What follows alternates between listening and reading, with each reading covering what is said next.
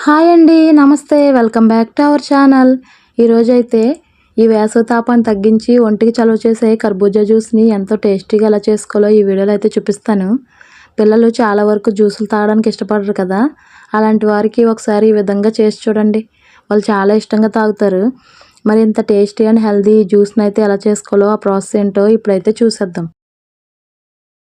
దీనికోసం అయితే ముందుగా నేను ఇక్కడ ఒక మీడియం సైజ్ కర్బూజాని అయితే తీసుకున్నాను. దానికి పైన చెక్కు ఉంటది కదా! దాన్ని అలాగే లోపల గింజలను కూడా తీసేసి ఇలా చిన్న చిన్న ముక్కలుగా అయితే కట్ చేసుకోవాలి. ఇలా చిన్న ముక్కలుగా కట్ చేసుకుని ఈ కర్బూజా ముక్కలనైతే ఒక మిక్సీ జార్‌లోకి వేసుకోండి. ఇలాగే మొత్తం ముక్కలన్నీ వేసుకున్న తర్వాత ఇప్పుడు ఇందులోనే నానబెట్టుకున్న ఒక 10 జీడిపప్పు అలాగే 10 బాదం పప్పు పలుకులను కూడా వేసుకోండి. మీరు డైరెక్ట్‌గా కన్నా ఇలాగా నానబెట్టుకొని వేసుకుంటే టేస్ట్ చాలా బావుంటది.